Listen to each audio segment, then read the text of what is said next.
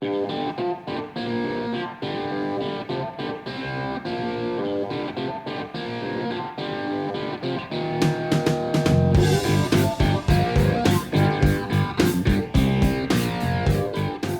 galera do Central HQs, bem-vindos a mais um vídeo do canal, um vídeo de HQs indispensáveis para qualquer colecionador.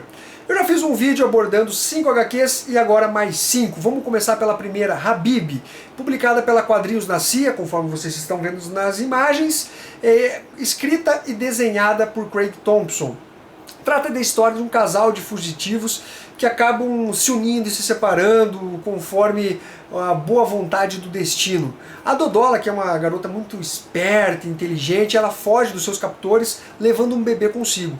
E os dois acabam vivendo sozinhos no deserto numa espécie de navio naufragado. E ali eles começam a contar várias histórias do que eles passaram. É uma história realmente que envolve aventura, romance, tragédia, mas é uma HQ muito bela, muito bem escrita, os desenhos são fenomenais, aborda muito do islamismo com relação às suas tradições. É realmente uma HQ sensacional que tem que estar na prateleira de vocês. O próximo material é Marvels, escrita por Kurt Busiek e com desenhos do Alex Ross. Foi a HQ que alçou esses dois nomes da indústria dos quadrinhos a altos patamares ali, ficaram conhecidíssimos por conta dessa HQ. Ela foi publicada inicialmente pela editora Abril em 4 partes, depois saiu encadernado pela editora Panini e pela Salvat. A ideia é tratar do universo Marvel pela visão de um fotógrafo chamado Phil Sheldon. Essa história é ambientada de mais ou menos de 1939 a 1974, apresenta diversos personagens Marvel, inclusive o início da Marvel, que foi com o Tocha Humana, não o Tocha Humana do Quarteto Fantástico, aquele androide e tal que pegava fogo, que teve o parceiro Centelha. Então ela viaja por toda a extensão do universo Marvel, mostrando os mais diversos personagens, com uma arte muito realista, que foi chocante na época. Todo mundo ficou louco por aquela arte, porque parecia realmente que eram fotos e não desenhos feitos à mão. Realmente sensacional essa HQ aí. A outra dica que eu dou pra vocês é O Boxeador, que inclusive já rolou review aqui no canal. A Habib também já rolou e Marvels também já rolou, mas reviews curtos. O review mais específico foi com relação ao Boxeador, publicado pela editora Oito Inverso. Os desenhos do Reinhard Kleist. Ela narra pelo ponto de vista do filho do pugilista amador Herzog Haft. Eu não sei se essa é a pronúncia correta, porque é um quadrinho alemão. E esse quadrinho é baseado numa história realmente fascinante, e é uma história real, que retrata o lado pouco conhecido da Segunda Guerra Mundial, que é o pugilismo amador, que era feito para uma questão de sobrevivência e para agradar os grandes líderes do Reich ali, que tava aquela galera, os comandantes e tudo mais. Ele, na verdade, era um judeu polonês, deixa eu anotei aqui, e ele foi acidentalmente capturado pela SS.